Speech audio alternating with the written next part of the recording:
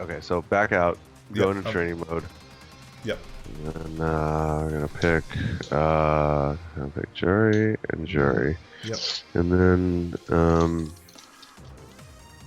oops, fuck. Uh, Actually, I messed up. We should have watched the replay first. All right. Let's watch that second. Okay, that's what's It's replay. okay. Okay. Ooh, And my microphone. and if you or if you want, we can actually just watch one of your. I mean, I have your video on this screen as well. Okay. We can do So either or if you prefer, whichever you think would be more helpful. whichever you think. Whichever you think. Let's look at. It's all going to be the same. All right. I mean, to me, it's the same. Okay. No worries. Okay.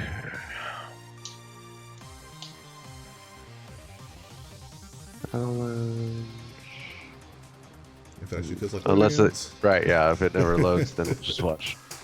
We'll just watch one of your videos because essentially what I want to do is look at the replays and then follow along with you to make sure to see what your thought process is. Okay. In different situations. So okay. No and worries.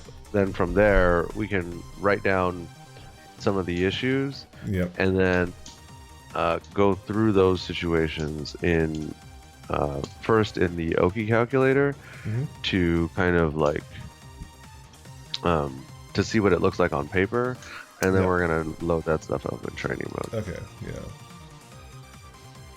Yeah. I mean, I realize that, like, for example, when I said that, like, fast wake up, for example, that if I do crouching medium into fireball storm regardless, I realize that isn't really super effective because if it blocks, you're giving out pressure because fireball storm is -2, and if it hits, it's not really great damage. So I appreciate that that's not the best thing I can do. It's just the most practical thing I've found so far.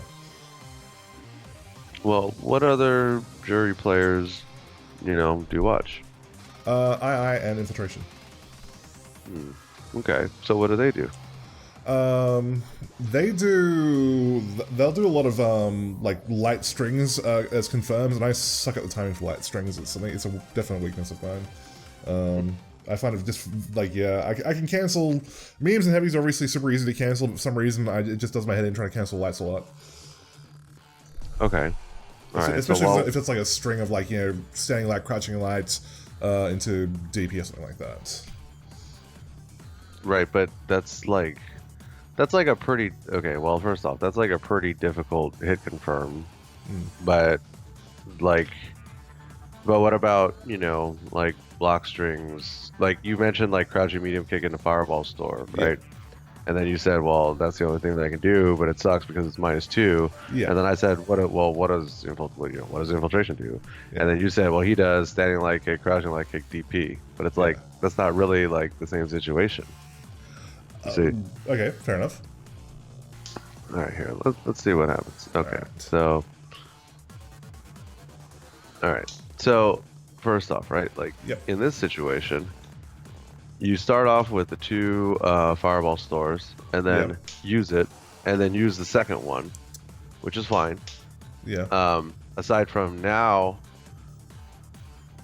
the fireball is not going to reach me.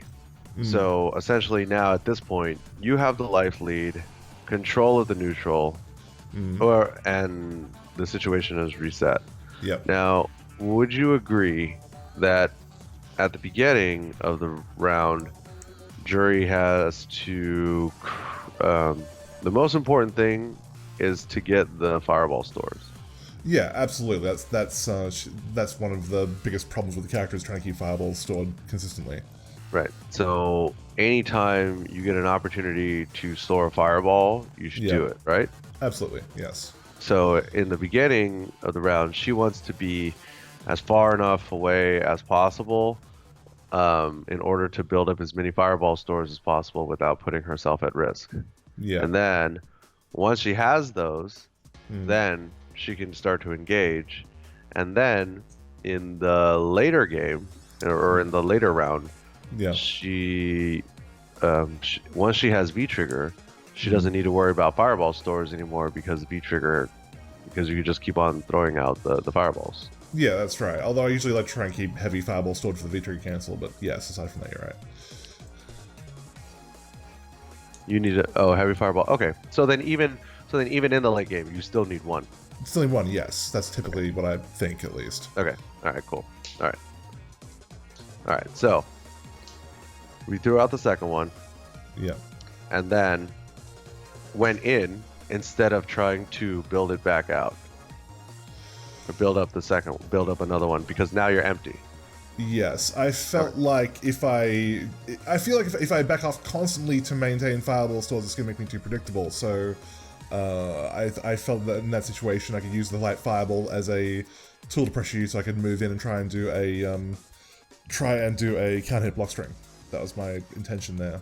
Okay, so then let's see what happens.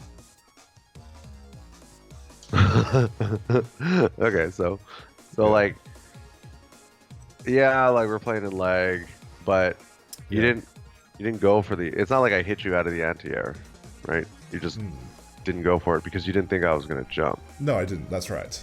Yeah. So you were thinking about how you were being predictable instead of thinking about what the possibilities might be of what I was gonna do. Yeah. I mean, essentially, Ryu's options are stay on the ground and throw fireballs. Yeah. Or maybe start walking you down with like medium kick or jump. Yeah, okay. So what I'm trying to get across is, and what one of the things that I've noticed from training people, yeah, especially, I mean, you're a grown-ass man, right? Like, correct, yes. Yeah, you're a grown-ass man. Obviously, I can see just from looking at your channel, you have talent. Thank you. You're smart and you're intelligent, and you're so smart that you came to me.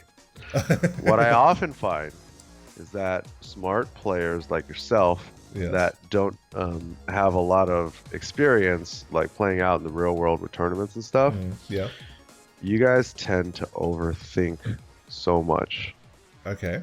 So I think you're thinking on the level of a platinum player, but you're overthinking it, and thus when you fight guys that are in guys that are in gold and upper silver, it's still a little bit of a struggle because they frustrate you when they do stuff that in your smart brain doesn't compute. I will agree with that 100%. Okay. Alright, so here we go. Got the fireball stores. Alright, so, you know, and it's not just the fireball store, too. She wants to store the V-skill as well. Yes. I didn't feel normally what I'll do at the start of the round is, especially against Ryu, the first thing I'll do is back up and charge V-skill, but I found, like, in laggy matches, if you try to charge V-skill, the dash cancel won't come out, you'll just get a random full V-skill, which is obviously a bad idea, so I didn't want to go for it here. Yeah, I mean, you're mostly playing... You're not really trying to... You say you live in Brisbane, yeah? Correct. How far is that from Melbourne? It's about 2 states away. So okay. There's a whole state. There's a whole state between me and Melbourne. And Sydney is far too, yeah. Yes, that's closer, but still far. Yes. Are you sure there's not a scene in Brisbane? There is a scene. There's a weekly meetup in a bar kind of place. I'm just you just don't feel. I'm just not a very social person. Let's put it that way. Why not? You have a YouTube channel. You're talking. You know, we've been talking for like 20 minutes. Listen, that's true. Let's not use this session to discuss my personal problems and just go on with this, shall we? Okay. All right. Well, I'm just trying to illustrate the point of if you're stuck essentially playing at home from the near future, and based on what I know about Australian internet, you know, you're gonna have to tailor your game a little bit to compensate for, you know, for like the lag and stuff, which usually means, and this was something that took me a long time to figure out, but it usually means that if you think you need to stand, like, if you think you need to be here, you actually need to be about there. Okay. What is that? Can you elaborate on that? My Skype's frozen up. This is your fault! I know, they got it. I know, man, they got us. It seriously did. My connection just dropped out randomly as soon as you said that. They fucking know, dude. They do. They know.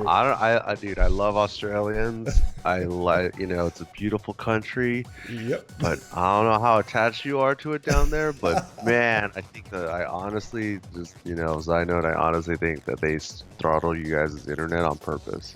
Actually, I've got.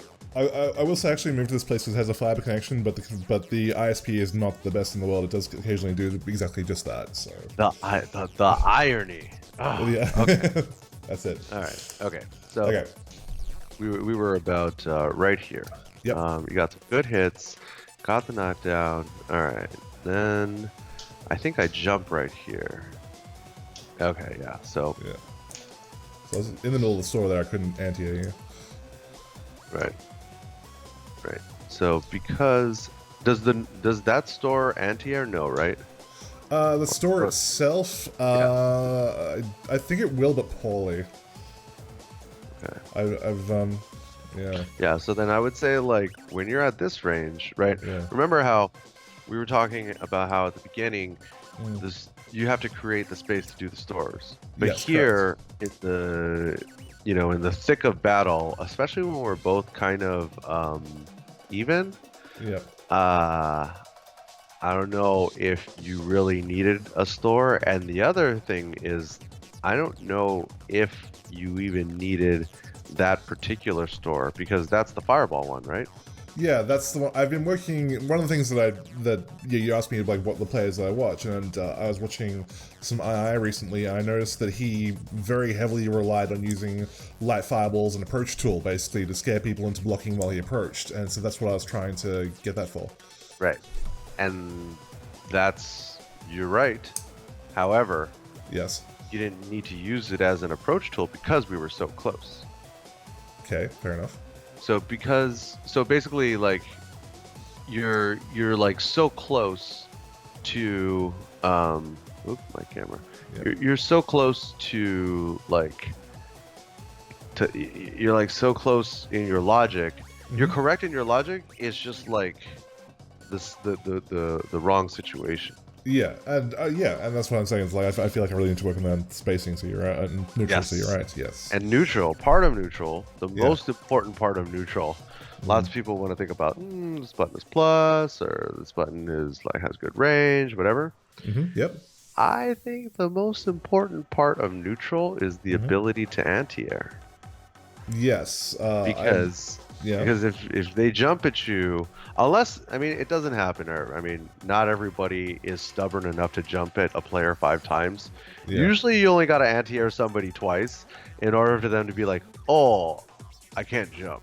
Yeah. So until you've established that you will anti-air them, because you're staying at a range where to compensate for 2 things. Number 1, the 6.5 frames of lag in the game. Yeah. Number 2, the lag from playing on an Australian internet. And number 3, of course, your own reactions. And if, for example, it sounds like you're playing on stick, so the physical distance to go between neutral and down, or let's say forward, down, forward button. Yeah. Really, when you add all that stuff up, we're talking, like, for a DP motion, we're talking 3 frames, because the game is reading, I'm pretty positive, but the game reads 1 input per frame. Yeah. So you got 3 frames right there. You got 6.5 frames of the lag, and then you got a couple of milliseconds minimum of latency. So that means that you need to stand further and be on your guard in the early parts of the match. To anti-air, so that you can play a better ground game because they don't want to keep jumping.